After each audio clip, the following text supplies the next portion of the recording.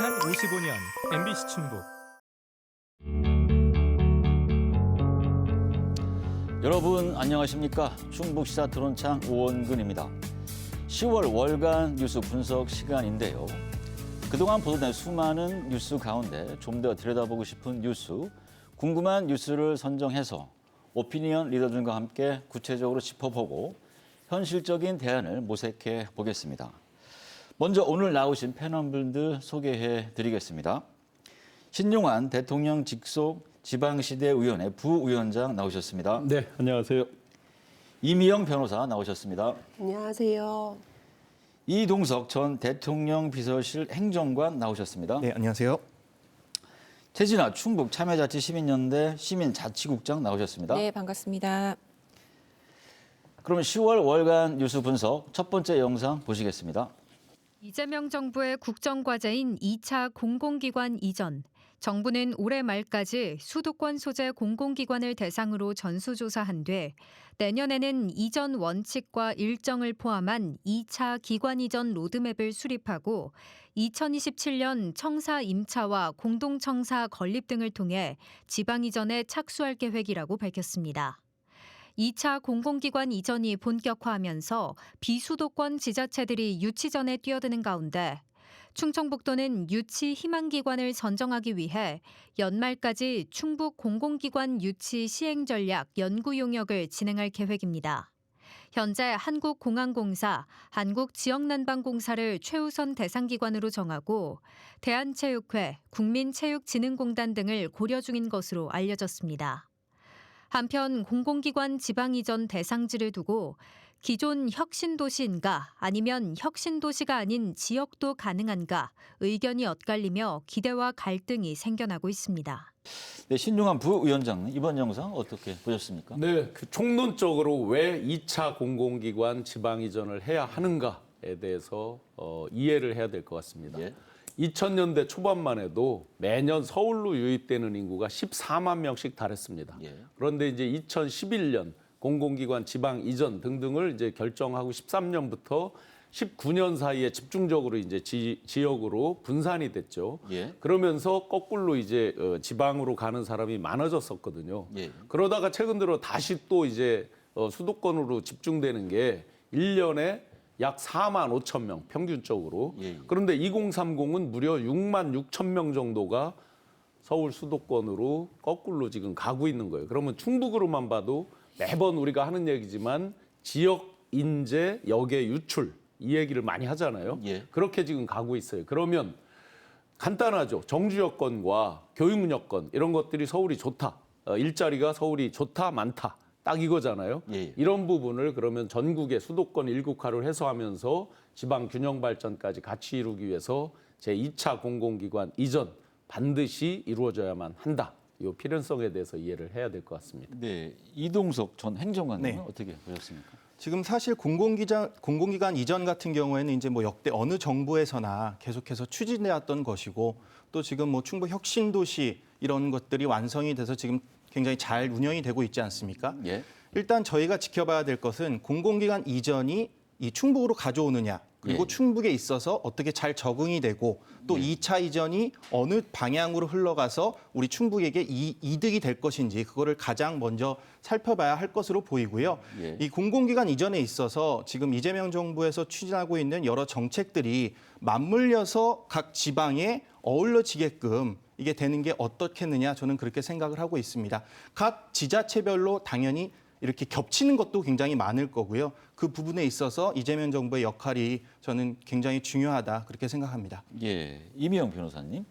예, 저는 단순히 선언적 의미의 규정이 아니고 국가에게 국가 균형 발전이라는 적극 조치를 취하라는 그런 규정이라고 보여지는데요. 예. 이러한 헌법상의 의무가 결국 구체화된 법률이 대표적으로 지금 지방자치분권 및 지역 균형에 관한 특례법, 균형 발전에 관한 특례법과 혁신도시 조성 및 발전에 관한 특례법인데요. 이 법에 따라서 지금 이전이 되고 있는 건데 우리 도가 2차 공공기관 이전을 성공적으로 완료하기 위해서는 관련 법령이 정한 절차 그리고 기준에 맞게 유치 대상 공공기관을 우선 선정하고 그리고 그 목적을 달성할 수 있도록 성공적인 유치가 됐으면 좋겠다 생각해봤습니다. 최진아 국장님은 어떻게 보셨습니까? 예, 공공기관 2차 이전 그 내용과 질이 어떻느냐에 따라서 사실 이재명 정부가 균형 발전에 대한 모양을 어떻게 가지고 있는지 그 정책의 방향이 어떤지를 좀 구체적으로 볼 수 있는 계기라고 생각합니다. 공공기관 이전으로 인한 효과와 성과 앞서 지적들 해주셨는데 전 충분히 있다고 생각합니다. 또 네. 1차 공공 이전을 통해서 충북 혁신 도시를 중심으로 이룬 성과들 여러 한계나 아쉬움들도 물론 많았지만 있다라고 하는 측면을 좀 집중해야 할 것 같은데요. 그렇다면 2차에서 어떤 방식으로 우리가 이것들을 좀 이루어야 할지에 대한 고민들이 저는 좀 이제는 구체적으로 보다 이루어져야 할 시점이라고 생각이 들고요. 일방적이라고 할 정도로 앞서 지적해 주셨지만 수도권, 서울 수도권을 중심으로 한 감위라 굉장히 심각합니다. 이것들을 공공기관 이전만으로는 해소할 수 없습니다. 사실은 그것들의 시작점으로서 공공기관 이전이라고 하는 부분들이 좀 채택이 되고 있는 거고요. 또 1차 공공기관 이전에서 충북이 가장 아쉬워했던 게 산업과의 연계 가능성이 조금 낮았다라는 지점인데 그런 측면에서 이번 2차 공공기관 이전에서는 그것들이 좀 제대로 빛을 발하기 위해서는 좀 맞춤형 전략이 필요하다라는 이야기 많은 분들이 하고 계신데 그에 대한 이게 말로만 끝나는 것이 아니라 정말 현실적인 정책으로의 이어지는 과정들 저는 굉장히 중요한 지금이 그러한 시점이라고 생각합니다. 네, 공공기관 2차 이전을 두고 전국에 지자체들이 다 유치 경쟁에 뛰어들고 있는데요. 어떤 전략이 필요할까요? 처음에 1차 때 이제 11개 공공기관이 혁신도시로 이전하면서 아쉬운 게 크게 두 가지가 있었습니다. 예. 하나는 500인 이상 고용하고 있는 상시 고용 인원 500인 이상의 기업이나 연구원 이런 것들이 오지 않았다. 두 번째는 공사 형태 공기업이 없었다. 거기에 이 들어와 있는 이제 성격들을 보면 11개 기관의 성격들을 보면 소위 말하는 전후방 연관 효과들 있잖아요. 예. 어떤 큰 기업이 예를 들어 한전이 있다 그러면 한전에 이제 납품하고 협력하는 1차, 2차 협력업체 이런 것들이 쭉 같이 따라올 수 있는 이런 구조가 잘 안 됐다. 소비자원이라든지 각종 이제 연구원이라든지 연수원 성격의 시설들 이런 게 오면서 상대적으로 고용 유발 효과나 지역 경제에 미치는 영향 이런 것들이 아쉬움이 있었다. 그러면 이런 부분을 보완하기 위해서 2차 때는 어떻게 해야 되느냐? 그러면 우리가 지금 1차 때 지적된 것들을 역으로 우리 지역 특성에 맞게 연관 효과를 낼 수 있는 거 반도체 바이오 2차 전지 그리고 청주 공항과 연계되는 것들 예. 이런 것들 위주로 해서 우리만의 장점 논리를 만들어야 되겠죠. 대표적으로 충북에서는 공항공사를 원하고 있습니다. 기본적으로. 그런데 이 공항공사를 원하는 데가 많아요. 예. 가장 강력하게 지금 경쟁되는 데가 제주도 이런 데가 이제 여러 가지 논리를 내세워서 같이 하고 있습니다. 그러면 제주도를 누를 수 있는 어떤 현실 그리고 논리를 만들어내야 되는 거겠죠. 그래서 경쟁 지역과 겹치는 부분 이런 부분들에 대해서 우리 지역의 우월성 이런 것들을 잘 강조해야 될 것 같습니다. 제가 한 말씀 올리고 예. 싶은데요.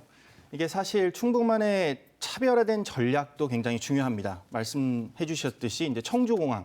근데 지금 현재 이재명 정부에선 청주공항 예산이 삭감되는 등 지금 좀 어려운 상황이거든요. 그거를 지금 지자체나 그리고 충북 출신 인사들이 제가 볼 땐 다방면의 로비가 필요합니다. 예. 이 로비라는 말이 굉장히 이 돈을 준다 그런 의미가 아니고요. 사실 대통령실이나 국회나 정부나 지금 현재 내각에 충북 인사가 없습니다. 예. 그렇기 때문에 이 공공기관 이전에 있어서도 충북 출신 인사들의 역할이 굉장히 중요하거든요. 그렇기 때문에 신용환 위원장님의 역할이 또 그렇게 중요하다고 저는 생각을 하고요. 그런 의미에 있어서 이재명 대통령과의 면담을 통해서 계속해서 충북에도 이런 것들이 필요하다. 국토부 장관 면담에서 기재부 장관 면담에서 우리 충북에는 이런 것들이 필요하다는 거를 계속해서 주입시켜 줘야지만 저는 이것이 성공할 수 있다고 생각을 합니다. 그렇지 않게 되면은 지금 타 지자체에서는 계속하고 있습니다. 예. 그러니까 타 지자체에서 하는 거를 우리는 안 한다. 그러면 결국 그곳에 따른 공백이 생기기 마련이거든요. 예. 그렇기 때문에 우리도 정말 우리 충북 도민만의 그런 앞선 전략 이전에 충북의 정치인들이 한 마음으로 뭉쳐서 정말 차별화된 전략을 내세워야 되지 않을까 그렇게 생각합니다. 네, 최 국장님 어떤 전략? 예, 공공기관 이전 목마름이 굉장히 지역마다 심합니다. 관련된 기사만 찾아봐도 굉장히 많은 지역에서 이미 유치 전에 뛰어들었다고 할 정도인데요. 지난 정부에서 사실 이 공공기관 이전이 계속 지연되고 제대로 추진되지 못한 그러한 이제 기간 동안 오히려 그 갈증이 더 이제 심화되어 있는 상황이기도 하고요. 당연히 지역에서 핵심적으로 밀고 있는 산업과의 연관 너무나 당연한 이야기입니다. 근데 예. 저는 그와 함께 또 하나가 중요한 것이 공공기관 이전이 물론 지역으로 옮겨오는 것이 핵심이지만 거기에서 끝나서는 좀 곤란하고요. 무엇보다 인재, 사람과의 연결되는 지점이 저는 중요하다라고 생각합니다. 예. 그 과정들을 함께 고민하는 주체가 저는 행정이나 혹은 일부 전문가 중심으로만 한다라면 이것들을 다른 지역하고의 경쟁력을 확보할 수 있는 한계가 있다라고 생각이 들고요. 다양한 뭐 대학과 연계하는 방식, 또 시민사회와의 연계하는 방식 등을 통해서 다양한 지역 주민, 도민들이 직접 주체로 참여하는 방식이 좀 이루어져야 할 것 같고요. 행정 중심 혹은 전문가 중심의 논의라고 하는 것이 가진 한계가 저는 분명히 있다고 생각합니다. 예, 예. 그런 것들이 이 사람이라고 하는 핵심 키워드 안에서 같이 녹여들기 위한 좀 경쟁력, 거버넌스라고 하는 단어로 표현될 수도 있을 것 같은데요. 그런 것들이 또 충북의 경쟁력이지 않을까라는 생각 좀 해봅니다. 네, 공공기관 유치도 중요하지만 이로 인해서 혁신도시와 피혁신도시 사이의 지역 갈등 우려도 있습니다. 이전 대상지 선정 기준에 대해서 어떤 의견을 갖고 있는지 들어보겠습니다. 네, 부위원장님. 네, 제가 부위원장을 맡고 있는 대통령 직속 지방시대위원회가 공공기관 지방 이전의 심의 의결권을 갖고 있기 때문에 제가 충북 출신이지만 어떤 우리 특정 지역만을 위해서 이렇게 말씀하는 거 상당히 이제 곤란함이 있긴 한데요. 예. 총론적으로 한번 말씀드려 보면 지금 이제 157개 정도의 대상으로 지금 수요조사, 기본적인 수요조사 이런 것들을 국토부가 하고 있는데 하다 보니까 어떤 재미난 현상이 지금 생기고 있냐면 기왕 우리가 이전 대상이 된다 그러면 수도권에서 가까운 곳으로 가자라는 움직임이 분명히 있습니다. 많은 예. 기관들이. 그렇다고 보면 진천 음성을 포함해서 오송, 오창, 청주 등등등 우리 충북의 입지적인 어떤 유리함이 있습니다. 그래서 생각보다 상대적으로 멀리 가는 것보다는 수도권에서 가까운 곳으로 오자라는 움직임들이 벌써 이제 많은 기관들이 찾아오기도 하고 그렇습니다. 그런 유리함을 충북은 잘 활용을 해야 될 것 같고요. 혁신도시냐 혁신도시가 아니냐 이 부분은 일반론으로만 말씀드리면 혁신 도시의 그 협의체에서는 혁신 도시를 더 강화해야 된다 이렇게 주장을 하고 있고 또 구도심 같은 경우 원도심 같은 경우는 원도심 활성화에 필요한 어떤 기관들이 있을 수 있잖아요. 소상공인을 지원하는 기관이라든지 문화, 역사 이런 거를 지원하는 기관이라든지 이런 곳들은 원도심에 배치해야 되는 거 아니냐. 특히 공항공사 같은 경우는 혁신도시가 아닌 공항 근처에 있어야 되는 거 아니냐. 이런 여러 가지 이제 논란들이 있습니다. 예. 제가 이 자리에서 어느 게 옳다 이렇게 말씀드릴 수 없지만 그런 입지적 특성 그리고 그 기관의 특성을 잘 감안해서 정주 여건, 교육 여건, 패키지 지원이 가능할 수 있는 방향으로 정부에서는 그렇게 결정을 아마 해나가게 될 겁니다. 네, 국장님. 예, 충북 지역에서 이미 혁신도시와 비혁신도시 간의 굉장히 다른 온도와 다른 주장들을 이미 하고 있습니다. 혁신도시 이제 전국 혁신도시 협의회에서는 이미 공공기관 2차 이전으로 가장 적합한 곳은 혁신도시다라고 하는 건의문 낸 적도 있고요. 또 정주 여건을 좀 강화하기 위한 특별 지원이 필요하다라는 이야기 이미 앞서 했습니다. 또 최근에는 이제 충북 시군의회 의장협의회에서는 비혁신도시 그리고 인구 소멸 지역까지를 공공기관 이전 대상으로 확대해야 한다. 그래야 충북이 같이 산다. 이런 주장들을 좀 하고 있는데 자칫 다른 지역하고의 경쟁에 매몰돼서 지역 안에서의 집안 싸움이 조금 더 격화되는 그런 것들을 좀 저는 경계해야 되는 부분들이 분명히 있다고 생각하고요. 부위원장님 앞서 이야기해 주셨지만 정주 여건 굉장히 중요합니다. 이것들은 우리 지역 안에서의 이제 자리를 정하는 것만큼이나 다른 지역과의 차별성, 경쟁력을 확보하는 굉장히 중요한 지점인데 여전히 많은 공공기관 종사자들이 이전을 반대하고 있다라는 이야기 들려와요. 예. 뭐 서울 수도권을 떠난다면 차라리 직장을 그만두겠다라고 하는 분들이 여전히 많고 또 옮겨온다고 해도 가족은 그대로 서울 수도권에 남겨져서 있다 보니 삶과 일이 분리된 방식이 예. 되기 쉬운데 그렇다면 지역으로 지역 정체성, 지역 주체로서의 사실은 그런 공간을 전혀 확보하지 못한 채로 껍데기만 오는 방식이라면 공공기관 이전이라고 하는 굉장히 중대하고 핵심적인 정책이 가질 수 있는 성과를 저는 전혀 거두지 못한다고 생각이 들어서 내부의 이 소통들을 어떻게 조율하느냐의 차원이 부위원장님 적극적으로 역할을 해주시겠지만 단순히 행정에 맡겨두는 것이 아니라 다양한 측면에서의 공공성 또 지역성이 담보될 수 있도록 하는 여러 이제 논의의 창구들을 좀 열어놓는 것이 저는 굉장히 좀 중요한 포인트라고 생각이 듭니다. 저도 국장님 말씀에 격하게 동의를 하는데요. 지금 제가 정확한 예를 말씀드리겠습니다. 최근까지 제가 해수부에서 근무를 했었거든요.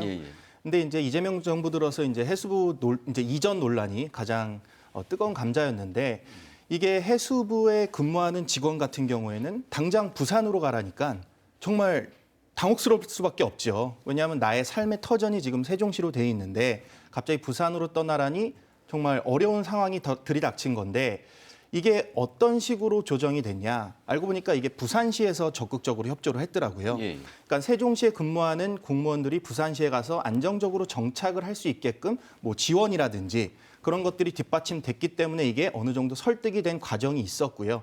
이게 충북에서 마침 이게 공공기관 오게 된다면 충북 자체 내에서도 굉장히 좋은 이런 것들을 꺼내 들어야지 그분들이 합당하게 와서 정말 잘 일을 할 수 있다고 저는 생각을 하거든요.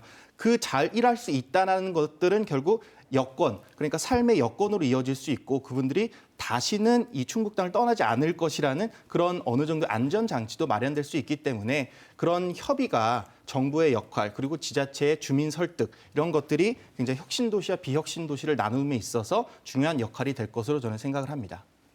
네, 이 변호사님 의견 듣겠습니다. 혁신도시 조성 및 발전에 관한 특례법에 따르면 이전 공공기관은 혁신도시로 이전하는 것을 원칙으로 하고 있다고 규정되어 있습니다. 다만 지역의 특성 그리고 이전 공공기관의 특수성이 인정되는 경우에는 국토부 장관이 이전하는 지역의 시도지사의 의견을 듣고 그리고 지방자치분권 및 지역균형 발전에 관한 특례법에 따라서 지방시대위원회의 심의를 거쳐서 혁신도시 외의 지역으로 이제 이전을 인정할 수 있다라는 예외 규정을 두고 있는데요. 법령에 예외 규정이 있다고 해서 예외를 인정하는 것은 당연히 어렵겠죠. 기본적인 원칙에서 벗어나서 예외로 인정받기 위해서는 당연히 지역의 특성, 이전 기관의 특수성을 명확히 소명할 수 있어야 하는데 이 부분을 명확히 소명할 수 있는지 스스로 먼저 검토가 필요할 것이라고 생각됩니다. 네, 두 가지만 보완드리겠습니다. 지금 최 국장님께서 말씀하신 껍데기만 오는 경우 실제 많은 기관들이 약간의 편법을 생각하고 있죠. 본원은 예를 들어 본부는 이전을 하고 서울 사무소 이런 걸 두는데 서울 사무소가 실제 근무 인원은 더 많다든지 이런 이제 꼼수가 있을 수 있습니다. 그러면 사전 단계에서부터 그런 부분들에 대해서 이미 이제 1차 이전의 경험이 있잖아요. 장단점 이런 것에 대한 분석이 있으니까 2차 이전할 때는 그런 꼼수가 통하지 않도록 철저하게 지금 여러 가지를 보완책을 보고 있고요. 두 번째가 충북도청의 관계자분들하고 미팅을 할 때 당부를 드렸습니다.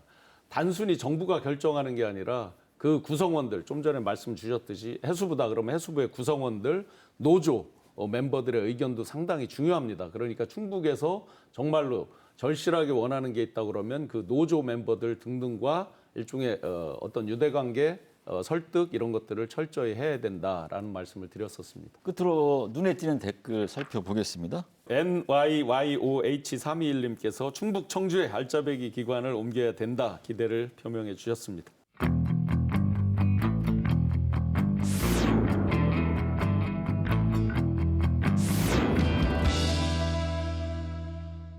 지난 2022년 충북 혁신도시의 첫 삽을 뜬 국립소방병원은 국내 최초의 소방 전문 의료기관입니다. 19개 진료 과목을 갖춘 종합병원으로 올해 12월 부분 개원을 내년 상반기 정식 개원을 앞두고 있습니다. 전현직 소방공무원은 물론 지역 주민들도 이용할 수 있는 국립소방병원은 현재 실내 점검과 마무리 작업이 한창입니다. 의료진의 정주 여건 개선을 위해 인근 아파트를 관사로 쓸 수 있도록 협약을 추진하고 있지만 계속되는 채용 공고에도 전문의를 확보하지 못하고 있습니다. 오는 12월 부분 개원하는 7개 진료 과목 전문의부터 확보하기 위해 다양한 방안을 검토하는 상황. 정식 개원을 앞둔 내년 상반기에는 더욱 고민이 깊어질 전망입니다. 충북 혁신도시에 들어설 전국 최초 소방 전문 의료기관인 국립소방병원 올 연말 부분 개원을 앞두고 있는데 의료진 확보에 어려움을 겪고 있습니다. 이번 영상 어떻게 보셨는지 최 국장님 먼저 듣겠습니다. 예, 말씀하신 대로 전국 최초입니다. 소방병원의 사례고요. 전문적이고 차별화된 역할을 해야 하는 소방병원에 대한 기대감 매우 컸던 걸로 기억하고요. 당시에 60여 곳이 넘는 자치단체가 공모에 참여할 정도로 굉장히 뜨거운 반응이었던 것도 기억합니다. 그러나 그만큼 이제 소방병원이 가진 위치, 역할, 뭐 이런 책임 같은 것들에 대해서 많은 자치단체가 공감을 해줬던 거라고 생각이 들고요. 또 이를 통한 파급 효과까지도 함께 고려했던 효과라고 생각합니다. 예. 그런데 지금 와서 당장 내년 정식 개원을 얼마 남지 않은 상황에서 과연 가능할까 싶은 의문이 들 정도로 전문의를 2명밖에 확보하지 못했다라는 점은 굉장히 좀 안타까운 지점인 거고요. 예. 또 이게 국립이라고 붙습니다. 그렇기 때문에 이제 단순히 지방 정부에만 책임을 맡겨두는 방식이 아니어야 하는 건 너무나 당연하고 또 위탁 운영으로서의 책임을 짓고 있는 것이 서울대학교 병원입니다. 예. 그 서울대학교 병원이 하고 있는 역할과 책임에 대한 부분들이 기대감이 전 있었다라고 생각이 드는데 지역 병원이라 의사 구하기 힘들다는 이야기는 어제 오늘 이야기는 아닙니다. 그런데도 국립 혹은 탄탄한 운영 주체가 있음에도 불구하고 이렇게 제대로 된 전문의를 구하지 못하는 상황이 반복되고 있다는 사실은 좀 굉장히 안타까운 거고요. 또 이 소방병원 같은 경우는 지역에 종합병원 하나를 세운다라는 의미가 아니지 않습니까? 예, 예. 보다 특화되고 전문화된 또 소방공무원을 핵심으로 하고 있는 그러한 병원 또 연구 능력까지 좀 함께 갖추려고 하는 핵심 목표로 했을 때 과연 현재는 이제 이런 고민들을 음성군 혹은 충북도에만 맡겨두는 것은 아닌가. 국가 차원의 조금 더 적극적인 대안과 정책을 함께 고민하는 모습들이 좀 필요하지 않나라는 좀 그런 생각이 듭니다. 설립 목적상 소방병원은 특별히 소방공무원의 외상 후 스트레스 장애 등 정신건강 문제에 대해서도 치료하고 연구하는 중요한 역할을 맡게 될 텐데 이렇게 중요한 소방병원이 개원을 앞두고 전문의 확보에 어려움을 겪는 걸 보면서 좀 굉장히 안타까웠습니다. 우리는 그런데 이 문제를 단순히 개원 초기에 인력난의 문제가 아니라 공공의료 체계의 어떤 구조적인 결함으로 보고 예. 장기적으로 인력 수급에 문제가 생기지 않을 수 있도록 급한 충원을 할 것이 아니라 지속 가능한 인력 확보를 위한 제도적 장치 마련을 위한 고민을 다 같이 함께 해봤으면 좋겠다고 생각해봤습니다. 지금 이게 의료진을 못 구한다는 거 이거는 정말 수년째 반복되고 있거든요. 예, 예. 뭐 뉴스를 보니까 사실 뭐 전북 지역에서는 최근 전문의를 얻기 위해서 공고 채용을 냈는데 뭐 6억까지 올랐다. 예. 연봉이 6억까지 올랐다는 뉴스도 봤는데요. 이게 6억이 될지언정 일단은 모셔와야 되겠죠. 왜냐하면 시작이 반이라는 말도 있듯이 일단은 전문의를 채용을 해야 합니다. 이게 단순히 음성뿐만 아니라 충북도 나서야 되고요. 정말 보건복지부 장관을 찾아가서라도 예. 정말 한 명이라도 모셔야 된다는 그런 적극적인 의지가 한번 보여줘야 될 게 아닌가 싶습니다. 이렇게 소방 전문 병원이라 그래서 단순히 지역 주민뿐만 아니라 전국에 있는 뭐 다치신 분들이 모이는 그런 곳이기 때문에 예. 우리 정부도 역할이 굉장히 중요하다 그렇게 생각합니다. 전국의 공공의료기관 217곳 가운데서 무려 91곳, 약 42% 정도가 이 의료 인력을 다 채우지를 못하고 있는 게 현실이긴 합니다. 이미 수많은 의료기관들이 적자에 시달리고 하는 것들을 다 보고 있습니다. 그런데 명색이 이제 국립입니다. 그리고 지역에 미치는 영향이 굉장히 큽니다. 2018년에 경쟁이 붙었을 때 인근 지역이 자기들은 포기하면서 이렇게 집중적으로 하겠다고 할 정도로 그러면 인근 지역 의료 체계까지를 다 감당해달라는 뜻도 다 내포돼 있는 거죠. 그런 것까지 지역 내 의료 체계 범위, 그다음에 지역 대학 관계, 연계 관계 이런 것까지를 다 감안한다면 지역 내에서 지원하는 건 당연하고 국립 서울대학교가 운영 주체로 돼 있는 거잖아요. 예. 그렇기 때문에 국가적인 차원의 지원 당연하다고 생각합니다. 네, 의료진 확보의 어려움, 지금 말씀하신 것처럼 지역에서 개원하는 병원 대부분이 겪는 현실적인 문제입니다. 네, 소방병원 개원을 앞두고 첫 단추를 지금 제대로 못 깨고 있는데 어떻게 풀어가면 좋을까요? 이 변호사님 먼저 말씀해 주실까요? 이 인력난의 문제는 단순히 병원의 인력의 수급의 문제가 아니라 국가의 책무 불이행의 해당하는 문제라고 생각됩니다. 예, 예. 그래서 이를 풀기 위해서는 아까 모두들 말씀해 주신 것처럼 보상 체계를 당연히 법제화해야 할 거고요. 그리고 이 문제가 단순히 그 일시적인 문제 해결이 되지 않도록 의사 단체와 계속 협의를 해서 지역의 그런 의사 공급에 대한 대책을 마련해야 될 것으로 생각됩니다. 이게 국가적인 문제라기보다도 이게 정말 우리 국민들이 정말 나서서 이거를 한번 고민해 봐야 되지 않을 시점인가 싶습니다. 저는 지금 의료 문제 어떻게 해결을 해야 하느냐. 저는 이 모든 대학병원들이 모여서 한번 취업 자격을 어떻게 조정해야 될 것인가 한번 머리를 맞대봤으면 좋겠어요. 자, 우리는 지방에 근무한 전문의를 채용을 할 것이다. 이런 거를 취업 자격의 한 조건으로 내세우는 거죠. 예. 그래서 지방에서 근무하지 않았으면 이 사람을 채용하지 않을 것이다. 이런 정말 획기적인 아이디어가 있지 않는 이상 저는 몇 년이고 앞으로 10년이고 이런 문제는 반복될 것이라고 생각합니다. 지금 서울대학교 병원이 위탁 운영을 하고 있잖아요. 예. 근데 서울대학교에서도 또 생각해 봐야 될 게 순환 근무를 시키면 어떨까 저는 그런 생각이 들었어요. 예. 서울대학교에 근무하는 교수님들을 한번 주 1회 정도 이쪽 소방병원에 예. 파견을 하는 형식으로 해서 하면 어떨까 그런 생각도 해봤고요. 아무튼 이 모든 대학병원의 총장들이 모여서 한번 이거 이슈 해결해 보자 이런 의지가 먼저 돼야 할 것으로 보입니다. 저희 소방병원으로 이야기를 시작했지만 사실은 이 문제는 소방병원만의 문제도 아니고 충북 지역만의 문제도 아닙니다. 의정 갈등 지금도 여전히 해결되지 않은 문제들이 남아 있지만 공공의료, 지역의료 강화를 위한 대안으로 내놓았던 것이 의대 정원 확대였죠. 예. 그것들이 지금 어떠한 모습으로 진행되고 지금의 결과로 남았는지는 많은 분들이 아마 더 잘 아실 거라 생각이 들고요. 이 문제를 아까 얼마나 의사를 모집하는 급여가 올랐냐 이런 이야기도 해주셨지만 단기적인 인센티브, 급여를 많이 준다 이런 문제만으로 지역병원, 공공의료의 의사를 확보하는 문제를 해결되기는 쉽지 않아 보입니다. 말씀해주신 것처럼 순환근무제 좋습니다. 근데 그것들에 얼마나 이 의료 전문 인력들이 응할지에 대한 고민들이 좀 있어야 할 것 같고요. 충북 지역만 해도 충북대학교 병원 있습니다. 이미 의사들을 수련해내는 기관으로서 역할을 하고 있는 곳이 있기 때문에 단순히 위탁 운영 직접적인 주체는 아니지만 지역에서의 다양한 주체들이 이런 것들을 고민하는 과정이 소방병원만을 놓고 보면 사실은 대안이 될 수 있을 것 같다는 생각이 들고요.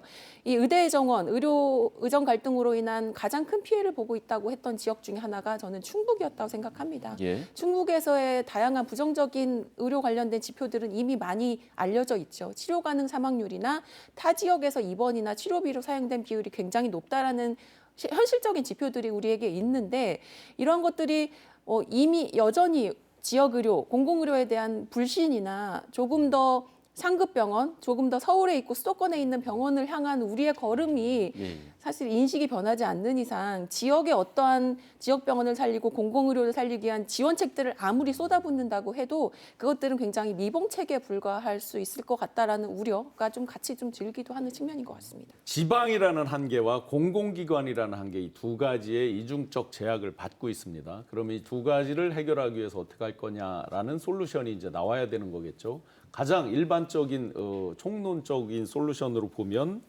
시장형 성과 연동제 이런 것들을 해야 된다. 공공기관이지만 인센티브 제도를 해야 되겠죠. 예. 처음에 생각했던 것보다 어떤 의료 성과 이런 것들이 나타났을 때 인센티브가 반드시 있어야 될 거고 주택, 교육에 대한 보수뿐만 아니라 주택, 교육에 대한 지원을 어떻게 할 거냐. 아까 말씀하신 대로 목포 이런 데들 보니까 6억 5천만 원 이렇게 연봉을 제시해도 구하기가 쉽지 않다라고 하는 게 아마 그 정주 여건과 관련이 있겠죠. 예. 그다음에 연구, 행정 이런 거에 대한 스트레스가 의외로 많더라고요. 학교 선생님도 마찬가지고 이런 의료기관 계신 분들도 마찬가지고 그냥 우리는 단순히 진료만 보고 이러는 줄 아는데 행정적으로 처리하는 게 굉장히 많더라고요. 그러면 이렇게 오는 의사분들께 그런 행정적인 부분에 대한 부담을 경감해 주는 거.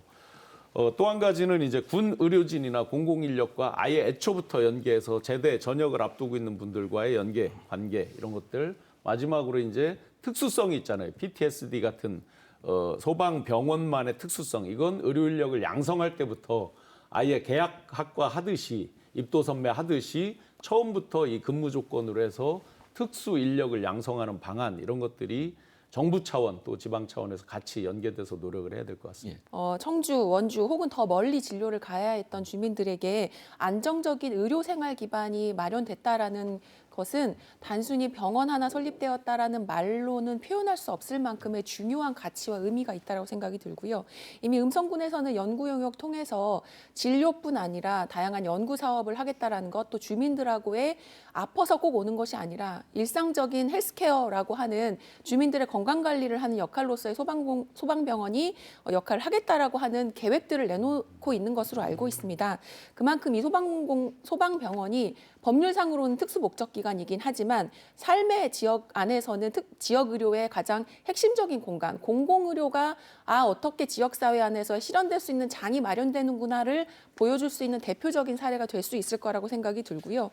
거버넌스 앞에서도 공공기관 이전에서도 이야기했는데 사실은 같은 맥락이라고 생각이 듭니다. 이것도 국립이지만 지역에 위치한 공공의 역할을 하고 있는 기관이기 때문에 이것들이 음성군, 충북도는 물론 다양한 시민 기관들이 어떻게 협조해서 이 기관이 역할을 제대로 할 수 있는지에 대한 상을 같이 고민하는 것, 중앙정부 혹은 지방정부 차원의 정책에만 기대는 것이 아니라 지역 주민, 도민 스스로가 이것들이 어떤 역할을 할 수 있도록 방향성을 만들어가는 것에 함께 참여하는 과정도 저는 굉장히 중요할 거라고 생각합니다. 세브란스 같은 이제 그런 대형 병원을 가도요, 건강 교양 강좌, 건진 시스템 설명, 뭐 문화 교양 프로그램 이런 것들로 이미 서울 수도권 내에서 그 교류에 장이 되어 있거든요. 그런데 지역에서는 더 그런 게 필요하죠. 그러니까 단순히 아파서 아플 때 찾는 그런 병원이 아니라 지역사회의 어떤 네트워크 교류의 장으로 만들어서 지역사회의 기본 기여를 할 수 있게 하는 측면이 당연히 필요하고요.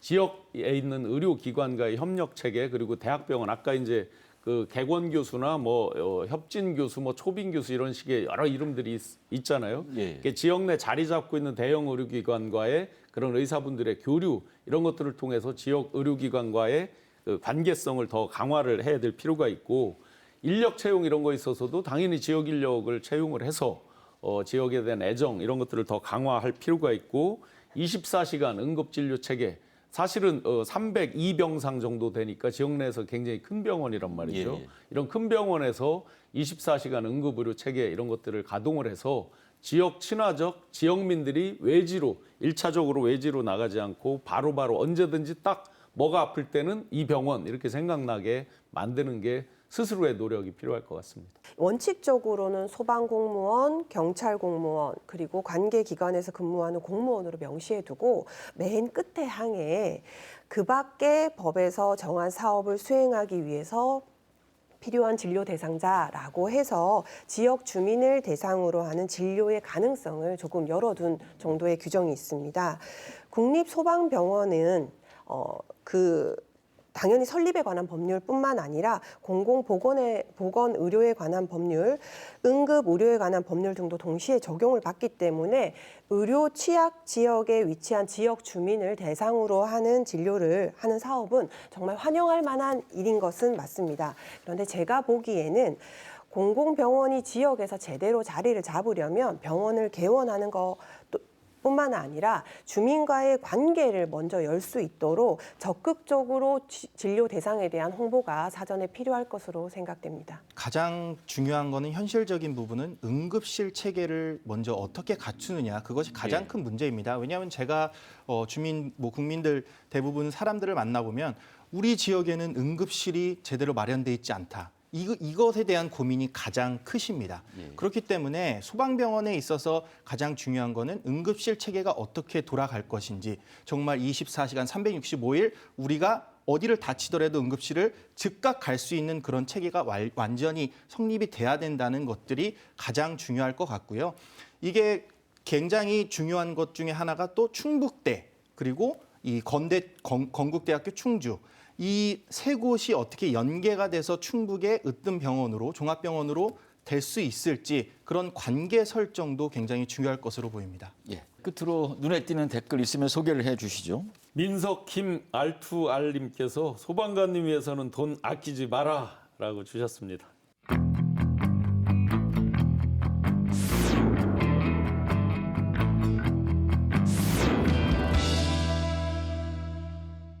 지난 9월 충주의 한 고등학교에서 급식 조리 실무사로 근무하던 59살 근로자가 폐암 진단을 받고 숨졌습니다. 전국교육공무직본부 충북지부는 기자회견을 통해 고 이영미 조리실무사가 폐암으로 순직한 지 1년 만에 23년간 근무한 또 한 명의 급식 노동자가 세상을 떠났다며 즉각적인 현장 개선을 촉구했습니다. 한편 충북교육청은 2027년까지 도내 434개 학교 급식실의 환기 설비를 개선하는 등의 개선 대책을 시행 중이라고 밝혔습니다. 네, 지난 9월 학교 급식 조리 실무사가 폐암 진단을 받고 숨졌습니다. 안타까운 일인데요. 이번 영상 어떻게 보셨습니까? 네, 이동석 전 해정원은. 참 안타깝죠. 이게 목숨을 잃지 않을 분이 이렇게 또 병에 걸리셔가지고 안타깝게 희생이 되신 건데요. 이게 뭐 학교 급식 이런 문제도 굉장히 많이 대두돼 왔지 않습니까? 그 안에서의 서로에 대한 대립관계 설정, 또 근무 환경이 너무 나빠서.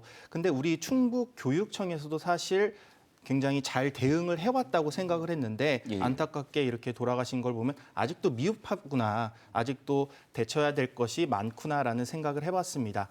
이런 분들이 안타깝게 희생되지 않기 위해서는 정말 우리 지자체뿐만 아니라 교육청, 정부에서도 이런 문제들을 인지하고 계속해서 개선해 나가야 된다는 그런 생각이 드는데요. 안타깝게 희생당하신 이분을 이 뒤로 더 이상 희생이 발생되지 않기를 한번 기대해 보겠습니다. 네, 그 절절한 구호가 정말 우리 가슴을 아프게 합니다. 우리가 이렇게 집단 데모가 아니라 집단 사망이라도 해야 대응 대처를 하겠다는 거냐라는 그 절절한 구호가 다가옵니다. 많은 하드웨어 시설적인 부분 개선, 그리고 인력 확충, 그리고 개개인에 대한 건강에 대한 케어, 이렇게 이제 크게 보면 세 가지 축으로 이루어져 있을 텐데, 하드웨어에 대한 개선은 예산 투입을 통해서 2,100억 원 이상을 계속 시설 개선 등등으로 투입한다 해서 외적으로 드러납니다. 그런데 이제 사람에 대한 부분, 1인당 케어하는 그 급식 숫자 이런 게 이제 뭐 30명으로 알고 있는 분이 많은데 100명이 넘는 110여 명 가까이 되는 이런 이제 열악한 환경. 그러면 인력에 대한 확충, 그 다음에 가장 취약한 부분이 그 종사하는 분들 개개인에 대한 그 케어, 이 부분이 가장 약하다. 댓글을 보니까 이런 것들을 약간 비아냥하듯이 쓰는 분들이 있습니다. 예. 만약에 그렇다고 그러면 중식당 조리실에 있는 사람들 다 이렇게 저기에 병에 걸리냐? 이런 것들은 일종의 이제 2차 가해가 분명히 될 수 있겠죠. 그래서 네. 측은지심, 우리가 공통으로 같이 겪을 수 있는, 누구나 겪을 수 있는 일이라는 마음으로 같이 봐주셔야지, 이런 것들을 어떤 특정 직업, 직군 이렇게 해서 갈라치기 하듯이 하는 그런 것들은 절대로 안 된다고 생각합니다. 네, 최진화 국장님. 예, 학교 급식 노동자의 산재 혹은 이런 건강권의 문제는 개인의 불행의 문제가 아니죠. 열악한 노동 환경, 불안한 안전의 위험이 그대로 드러난 결과라고 생각이 들고요. 급식 조리실 뭐 다 보시고 또 상상하시면 알겠지만 온갖 뭐 미세먼지, 고온, 기름 여러 위험한 환경에 노출되어 있습니다. 이제는 학교 급식 가지고 더 이상 무슨 문제나 혹은 이의를 제기하는 경우는 없습니다. 당연히 교육의 일환이자 아이들이 건강하고 안전하게 생활하기 위한 중요한 요소라고 하는 것에는 이제는 이의가 없을 텐데, 그만큼 중요한 우리 아이들의 식사를 준비한 이 노동자들의 건강권 혹은 안전에 대한 문제에 대해서는 여전히 우리가 그렇게, 우리도 집에서 요리하는데 식당에서도 요리하는데 정도의 수준으로 조금 심각성을 인지하지 못하고 있는 것은 아닌가 생각이 들고요. 최근 이제 뭐 보도에서는 폐암 관련된 이슈가 나왔지만 폐암뿐만 아니라 근골격계 질환이라던가 아니면 화상 같은 산업재해의 사례들은 굉장히 많습니다. 10월 현재 산재 인정 건수만 해도 전국적으로 175건이라고 하고요. 예. 폐암으로 사망한 노동자가 15분에 이를 정도로 굉장히 심각합니다. 인정된 건수가 175건이라는 거는 신청한 분들은 수백 건에 달할 수도 있다라는 이야기이고요. 이 부분들을 현실적으로 뭐 시설 개선하겠다라는 것도 분명히 뭐 성과 중에 하나고 계속 2027년까지 해나가는 중요한 부분이긴 합니다만, 2025년 이 급식실 환경 개선을 위한 예산이 지난해에 비해서 줄었습니다. 이 부분들이 이재명 정부 이전 정부에서 이제 결정된 내용이라 어쩔 수 없다 이렇게 이야기를 할 수 있지만, 이제 가을 하반기 내년에 이제 예산을 확정하는 단계에서 과연 이 급식실의 노동자들의 안전과 건강을 위한 그 감각이 혹은 정책이 새 정부에서는 어떻게 작동하는지를 좀 지켜볼 만한 대목인 것 같습니다. 네, 이미영 변호사님은 어떻게 보셨습니까? 예.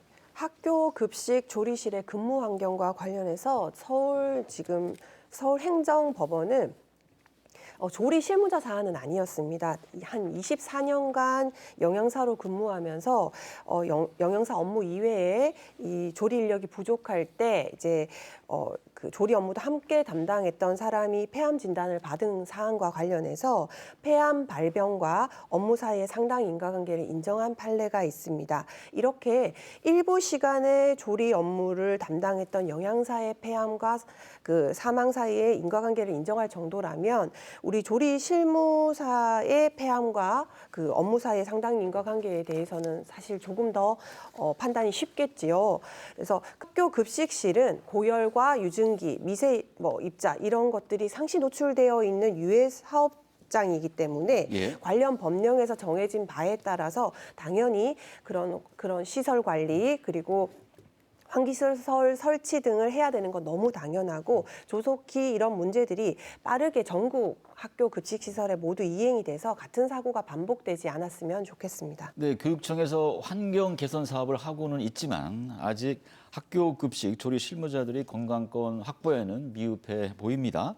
이 반복되는 급식실 산재를 막기 위해서 교육청이나 정부 차원에서 어떤 대책이나 해결책을 세워야 할지 말씀을 해주시기 바랍니다. 시설에 대한 개선 그리고 인력을 더 확충해 주는 거 개개인에 대한 부분 그런데 이제 시설에 대한 부분은 여러 가지 최근 첨단 기술들 이런 건 많이 나온 것 같습니다. 그렇지만 그 조리 흉이라고 그러죠. 거기서 나오는 어떤 바람 관련된 이런 부분들에 대해서 완전히 포집하지 못한다는 거잖아요. 예. 그러니까 그에 대해서 어쨌든 최대한 최신 시설과 여러 가지 이제 필터 이런 것들에 대해서 계속적인 지원이 필요할 것 같고요. 유해물질 발생에 대한 상시적인 모니터링 체계 이런 것들을 갖추는 게 또 중요하겠죠.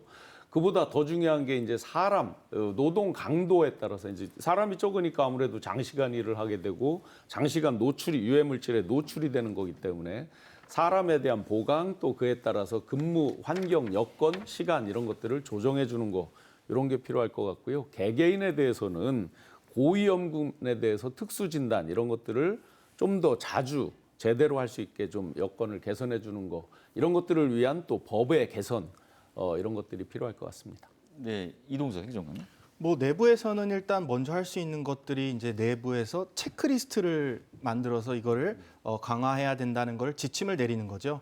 뭐 예를 들면 내부 공기 순환에 얼마나 자주 이거를 순환을 했느냐, 예. 그거를 이제 1시간마다 하게끔 이렇게 체크를 할 수 있게끔 하는 것도 좋은 방법이 될 거고요.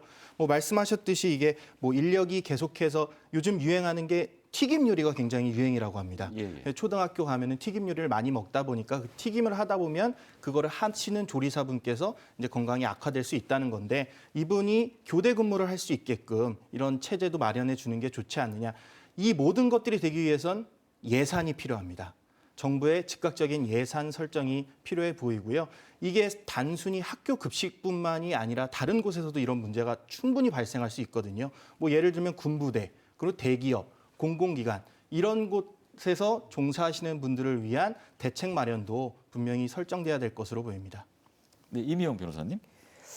학교 급식법에 대한 얘기가 나오고 있어서 제가 좀 찾아봤습니다. 학교 급식법은 그 학생의 건강과 급식의 질 향상을 목적으로 하는 법이고 급식 종사자의 근로 환경 개선에 관한 법령은 아닌 것으로 보입니다. 다만 학교 급식법이 교사와 조리사에 대한 배치 규정은 있는데 예. 조리 실무사에 대한 배치 규정이 없다 보니 인력 부족 상황이 발생했을 때 적시에 이 문제를 해소할 수 있는 법적 근거가 다소 부족한 게 아닌가 좀 생각해 봤습니다.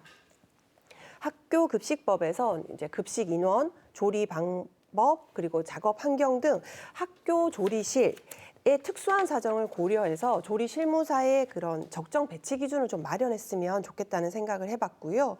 그리고 학교 급식 종사자의 안전을 확보하기 위해서는 학교 급식 조리실이 어떤 다른 단체 급식 조리실이나 여타의 조리실과 다른 어떤 특수한 사정이 있지 않겠습니까? 예. 이 부분을 정확하게 먼저 파악을 하고 그에 맞는 안전보건 관리 체계를 특수 상황에 맞추어서 구축할 필요가 있다고 생각해 봤습니다. 네, 최진호 국장님. 예, 급식 노동자들 이야기 들어보면 정작 자신들의 건강권, 안전에 대한 이야기인데 자신들의 목소리가 빠져 있다라는 이야기 굉장히 많이 하십니다.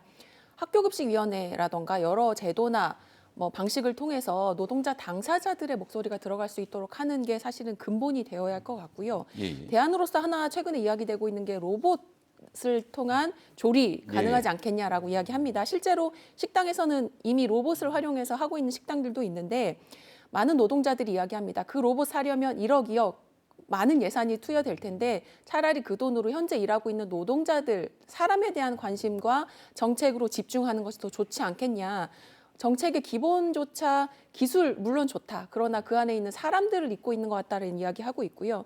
여전히 급식 노동자들 이렇게 이야기하면 많은 비판들이 아이들을 볼모로 한 이야기다라는 지적 많습니다. 그러한 급식이 아주 중요한 아이들에게 중요한 요소라면 그것들을 만들기 위해서 노동을 하고 있는 노동자들 역시 굉장한 주체이고 굉장한 많은 고민들 그 안에서 왜 이런 요구들을 하고 있는지를 학부모, 시민들, 도민들도 함께 좀 고민해 주셨으면 좋겠다라는 좀 당부도 드리고 싶습니다. 네, 끝으로 눈에 띄는 댓글 살펴보겠습니다. 네, ORIG 땡땡님께서 조리 시 미세먼지가 외부 미세먼지와 비교하면 최대 60배 이상 많다고 합니다. 잘 모르시는 분들이 꽤 있더군요. 건강에 치명적이에요. 환기 시설은 필수입니다. 라고 주셨습니다. 네, 오늘 함께해 주신 네 분 고맙습니다. 지역민의 관심을 끌었던 뉴스를 선정해서 오피니언 리더들과 함께 풀어본 월간 뉴스 분석. 지역의 문제를 깊이 들여다보고 현실적인 대안을 찾기 위해 더욱 노력하겠습니다. 충북시사 토론창 10월 월간 뉴스 분석 여기서 마칩니다. 시청해 주신 여러분 고맙습니다.